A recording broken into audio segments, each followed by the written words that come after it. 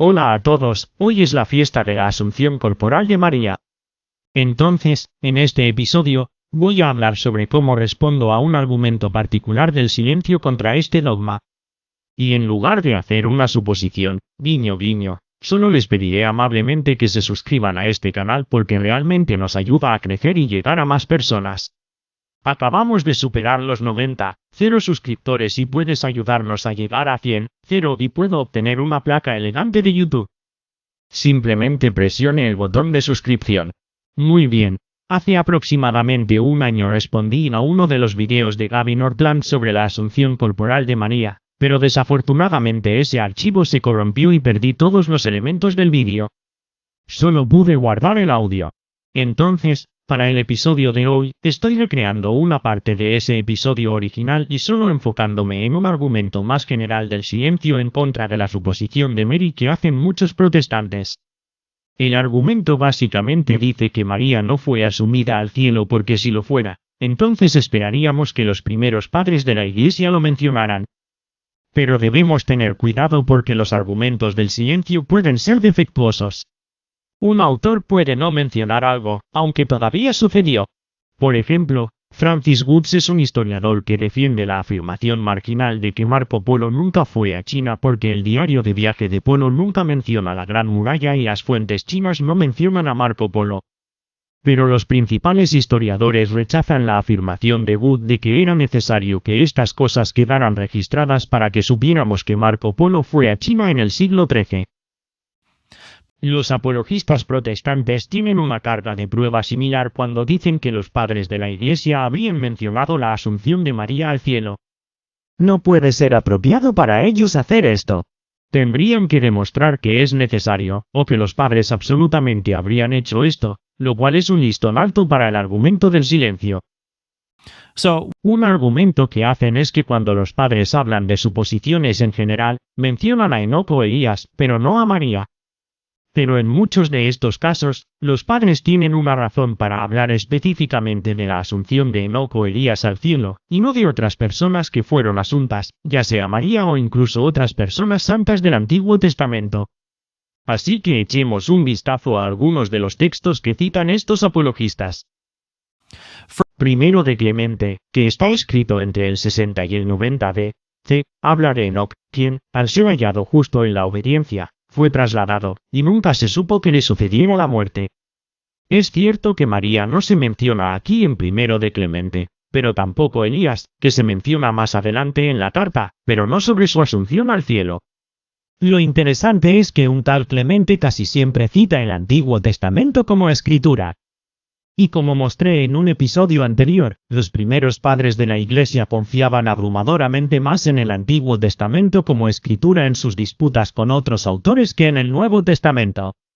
En el mundo antiguo, más viejo era mejor, y Enoc y Elías eran figuras comunes para discutir el concepto de suposiciones, por lo que tiene sentido que los padres los citaran en lugar de figuras más recientes como María. De hecho, en este apartado, Clemente estaba contando las virtudes de las personas del Antiguo Testamento, y comienza por el más anciano, Enoc, antes de pasar a Noé, Abraham, Lot, etc. No está hablando de suposiciones en general. Está hablando de héroes del Antiguo Testamento. Así que no hay razón para que mencione la suposición de Mary en este contexto. Clemente tampoco describe la mayor parte de la vida de Jesús. Cuando habla de personas perseguidas o traicionadas, Clemente nunca menciona que Jesús fue traicionado por Judas por lo que le sucedió a Juan el Bautista. Los míticos afirman que esto muestra que Clemente creía que Jesús nunca tuvo una vida terrenal, él era solo una figura salvadora cósmica. Pero los historiadores de la corriente principal rechazan ese punto de vista, que muestra los peligros de confiar demasiado en un argumento del silencio. Algo similar sucede con el escritor de finales del siglo III, San Mateo, quien menciona que Enoc y Elías fueron ascendidos al cielo. En ese contexto, Matodius estaba hablando específicamente de personas que fueron al cielo antes de Cristo. Por lo tanto, no tendría sentido que Matodius hablara de María en esa sección de su obra, Discurso sobre la Resurrección, porque Matodius dice, cito, si nadie resucitó antes de que Cristo descendiera a Hades, ¿por qué se registra que varios resucitaron antes que él? Otros padres de la Iglesia mencionan a Elías y Enoc, pero lo hacen en el contexto de personas que no fueron simplemente asumidas en el cielo sino que nunca murieron en absoluto. En su tratado sobre el alma, Tertuliano refuta al hereje Menandro, que dice que sus discípulos no mueren. Tertuliano dice en respuesta que todas las personas mueren, aunque señala que Enoc y Elías son excepciones, fueron asumidos vivos en el cielo, aunque incluso estos dos aún pueden morir, dice Tertuliano, para detener al anticristo, basado en lo que Apocalipsis 11.3 dice. Pero el dogma de la Asunción no afirma si María fue asunta al cielo antes o después de su muerte. Si el cuerpo de María se reunió con su alma después de la muerte en el cielo, entonces no esperaríamos que los padres discutieran su asunción en el contexto de otras personas que simplemente fueron asumidas vivas en el cielo. Esto también explica otros pasajes de sitio protestante que hablan de la asunción de Enoc y Elías. Por ejemplo, las constituciones apostólicas dicen, si hubiera gustado que todos los hombres fueran inmortales, estaba en su poder. Lo mostró en los ejemplos de Enoc y Elías, mientras que no les permitió tener ninguna experiencia de muerte. Encontrarás algo similar en los escritos de Strib. Jerónimo. Enoc fue traducido en la carne. Elías fue llevado al cielo en la carne. No están muertos, son habitantes del paraíso. E incluso allí retienen los miembros con los que fueron envueltos y trasladados. Esto también explica por qué Strib. Ireneo mencionaría que Enoc, Elías y Pablo fueron llevados al paraíso, pero no a alguien como María, porque estos tres hombres fueron llevados vivos al paraíso, y luego Pablo regresó a la tierra para morir como mártir, aunque no estamos seguros de si Pablo fue tomado en forma corporal o no.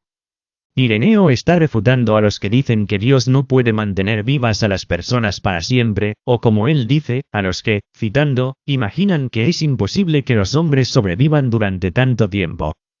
Una vez más, si María muriera, pertenecería a una categoría de personas santas que murieron, pero aún así sus cuerpos fueron llevados al cielo, lo cual es diferente. De hecho, los primeros cristianos y judíos creían que los cuerpos de otras personas santas eran llevados de la tierra al cielo después de su muerte. Por ejemplo, existía la creencia temprana de que el cuerpo de Adán fue llevado al paraíso y enterrado allí. También hay buena evidencia de que los primeros cristianos y judíos creen que el cuerpo y el alma de Moisés fueron llevados al cielo después de su muerte. Deuteronomio 34 versículo 6 dice que Moisés fue sepultado en el valle en la tierra de Moab, frente a Beth-peor, pero nadie sabe el lugar de su sepultura hasta el día de hoy.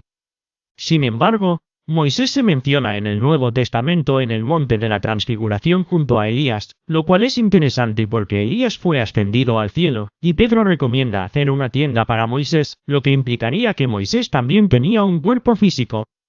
Brian E. El artículo de Stokes, hablando sobre el cadáver de Moisés, dice, que además del hecho de que Moisés está claramente vivo, en la montaña, la compañía de Moisés, Jesús y Elías, sugiere que los autores de los evangelios lo consideraban entre los que habían ascendido a la presencia de Dios. El historiador judío Josefo dijo que Moisés fue llevado en una nube en lugar de enterrado en la tierra, y Judas 9 en el Nuevo Testamento dice que cuando el arcángel Miguel, luchando con el diablo, disputó sobre el cuerpo de Moisés. Según los informes, la idea de que Moisés fue ascendido al cielo se encuentra en el final ahora perdido de una obra del primer siglo llamada La Asunción de Moisés que cita Judas y con la que Orígenes y Clemente de Alejandría están familiarizados. Uno de los críticos de Agustín dijo, no es solo Elías, sino también Moisés y Enoc, vosotros creéis que son inmortales y que han sido llevados con sus cuerpos al cielo. Muchos eruditos han pensado que lo que el diablo disputó con Miguel fue sobre el honorable entierro de Moisés, y que la asunción de Moisés solo se refiere a la asunción del alma de Moisés al cielo y no también de su cuerpo. Sin embargo, Stokes escribe sobre, cito, los primeros comentaristas cristianos sobre Judas 9 que asociaron este versículo con la historia de la asunción de Moisés al cielo, no con su entierro en la tierra. Quote. Es bastante probable que muchos de los padres que citan a Enoc y Elías en el contexto de las asunciones al cielo, también estemos familiarizados con la asunción de Moisés al cielo. Simplemente optaron por no incluirlo porque, como dije antes, no pertenecía al pedigrí estándar de oro de ser una historia del Antiguo Testamento, aunque creían que esta suposición sí sucedía. Entonces, una vez más, Debemos tener cuidado al usar argumentos del silencio para pensar que un autor antiguo no creía en algo cuando muy bien pudo haberlo creído, pero tenía razones para no incluirlo en sus propios escritos. También debemos recordar que la Asunción de María puede haber tenido lugar después de que se escribieron la mayoría o incluso todos los libros del Nuevo Testamento, por lo que este no sería un evento ampliamente conocido o comentado en la comunidad apostólica primitiva. En cambio, se habría conservado en una parte de la iglesia donde se conocía a María, como Éfeso, antes de que se extendiera por toda la comunidad cristiana.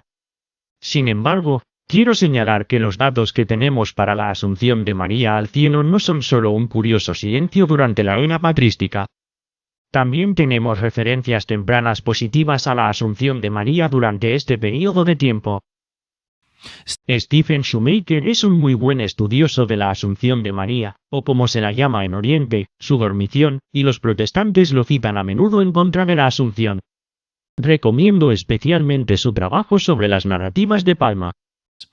Estos eran relatos que eran populares en la antigua parte oriental de la iglesia que describían al ángel Gabriel dándole a María una palma del árbol de la vida para indicar que sería llevada al cielo después de su muerte. Luego muere, es enterrada y su cuerpo y alma son llevados al cielo. En su libro del año 2006 sobre el tema, Shoemaker dice de estas narraciones que podemos concluir con cierto grado de certeza que las tradiciones de Palma más antiguas ya existían en algún momento antes del 400 d.C., y muy probablemente antes, tal vez incluso desde el segundo siglo. En su libro 26 sobre María, Shoemaker va más allá y habla del libro del reposo de María. Él dice que solo sobrevive como un fragmento en el idioma etíope que data del siglo V. Sin embargo, escribe, esta versión etíope transmite de manera confiable un relato muy temprano de la dormición y asunción de María que ya se había compuesto en el siglo IV y es muy probable que sea incluso anterior. Podemos ubicar este texto con cierta confianza en el siglo III, aunque no debe descartarse la posibilidad de un origen aún anterior, quizás en el siglo II. Fin de la cita. Ahora, algunas personas objetan que todo esto muestra que la asunción corporal de María surgió de una leyenda gnóstica, no de una tradición apostólica. Pero cuanto más estudiamos estas fuentes, más podemos encontrar que ese no es el caso. Por ejemplo, el Papa Pío XII definió dogmáticamente la suposición en 1950. Pero en 1955, se publicó una nueva homilía del obispo Teotecnos de Palestina, que decía, si Enoc hubiera sido trasladado, y Elías hubiera subido al cielo, cuánto más María, que, como la luna en medio de las estrellas, brilla y sobresale entre los profetas y apóstoles. Los protestantes suelen decir Street. Gregorio de Tours fue el primero en proclamar la Asunción en el año 590. La homilía de Teotecnos puede fecharse aproximadamente en la misma época, pero está mucho más cerca en su fuente material de las tradiciones directamente de Tierra Santa. Paul Dugan escribe en su disertación sobre la suposición de que, sorprendentemente, Teotecnos llamó a su homilía no dormicio o pausatio de María, sino su asumptio, y escribió como si la creencia fuera universal. Él basa la creencia en la asunción no en la autoridad de las leyendas, aunque usó algunas de ellas, sino en la fe en Jesús y María como se revela en las Escrituras. Hacia el final del sermón, Teotecnos citó 20 pasajes del Antiguo Testamento, todos los cuales tipifican las gracias que María recibió más tarde. Otra razón para pensar que la Asunción de María se remonta a principios de la historia de la Iglesia es que la práctica de venerar reliquias era común en la Iglesia primitiva, con algunas excepciones. Cuando se trata de Cristo, solo se veneran aquellas cosas que dejó en la tierra, como la cruz de espinas. ¿Por qué? Porque el cuerpo y el alma de Jesús ascendieron al cielo. Lo interesante es que lo mismo le sucede a María, en el sentido de que las únicas reliquias que la gente dice que existen son cosas como su ropa, no sus huesos o partes del cuerpo. No están en ninguna parte de la tierra. Esto es lo que dice Shoemaker, dado que su cuerpo había sido trasladado milagrosamente a algún lugar oculto o junto con su alma al paraíso, no había reliquias que vincularan su culto a un lugar en particular.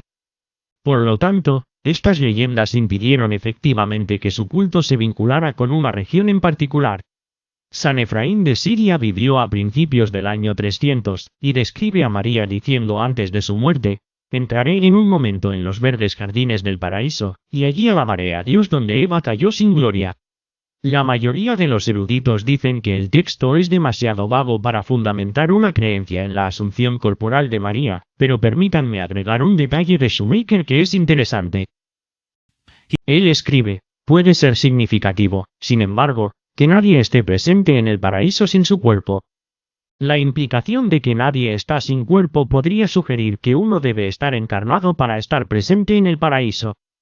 Si uno se viera obligado a tomar una decisión, el estado final de María en esta narración parece más una suposición que una suposición, ya que la resurrección de María en el paraíso es claramente tanto especial como duradera. La conclusión de Shoemaker sobre las narraciones sobre la dormición y la asunción de María es bastante su origen histórico. Él no dice sin rodeos que la asunción de María es una leyenda gnóstica y luego lo da por terminado. Él escribe lo siguiente: podemos identificar el período entre el 450 y el 500 después de Cristo como el momento en que las antiguas tradiciones de la dormición aparecen por primera vez a la vista histórica desde un pasado un tanto incierto. Aunque podemos rastrear un desarrollo claro en el culto palestino a María, nada en este patrón se correlaciona con las narraciones tempranas de una manera que nos permita identificar un tipo como la fuente original de todos los demás. En este episodio, no he tratado de probar únicamente a través de la evidencia histórica que la doctrina de la Asunción de María tiene un origen apostólico. Solo estoy mostrando que los argumentos del silencio ofrecidos por los protestantes no desmienten los orígenes apostólicos del dogma. En última instancia, la razón por la que creo que María fue asunta al cielo es porque la Iglesia de Cristo enseña esto, pero ese no es un uso poco inteligente de sola Iglesia. Por ejemplo, le preguntaría a un protestante: ¿cree que el pueblo de Dios fue esclavizado en Egipto y abandonado a través de los milagros del Éxodo? La mayoría diría que sí, pero la mayoría de los historiadores dicen que no hay suficiente evidencia histórica para demostrar que esto sucedió, y dirán que el relato bíblico se escribió demasiado tarde para justificar esos eventos. Pero un protestante diría que el silencio en cosas como las fuentes egipcias no refuta el Éxodo, y dado que las escrituras dicen que sucedió, eso es suficiente para saber que sucedió. O considere la evidencia de la genética que hace que sea difícil creer que todos venimos de Adán y Eva. Un protestante diría que venimos de ellos, porque la Biblia así lo dice, incluso si es realmente difícil rastrear una historia de esto en el genoma humano. Tanto en el Éxodo como en la caída del hombre, la revelación divina ilumina claramente un evento en el pasado que las ciencias históricas seculares solo pueden revelar vagamente, si es que pueden revelarlo, solo por métodos seculares. Para refutar verdaderamente los eventos en los que creen los protestantes, como la caída del hombre o el éxodo histórico, tendrías que refutar la autoridad de la Biblia que nos lo reveló. Del mismo modo, como dice Shoemaker, la erudición histórica estrictamente secular no nos dice el origen exacto de la creencia de que María fue asunta al cielo, aunque se remonta al siglo II. Pero la Iglesia de Cristo infaliblemente nos dice que viene de los apóstoles. Para refutar el dogma, tendrías que refutar la autoridad de la Iglesia que nos revela este dogma. De hecho, si los protestantes fueran coherentes con los argumentos del silencio patrístico, tendrían que renunciar a muchas otras doctrinas en las que creen, como la seguridad eterna, que discutí la semana pasada aquí en el programa. Tendrían que renunciar a la negación de la regeneración bautismal, así como a las doctrinas fundamentales de sola escritura y sola fide. Preferiría estar en posición de preguntarme por qué los padres no mencionan un misterio secundario como la Asunción de María que por qué no mencionan algo que es fundamental para lo que creo, como sola escritura o sola fide. Entonces, si bien los argumentos en contra de la suposición de María no tienen éxito, este tampoco es un dogma que pueda probarse solo con evidencia histórica.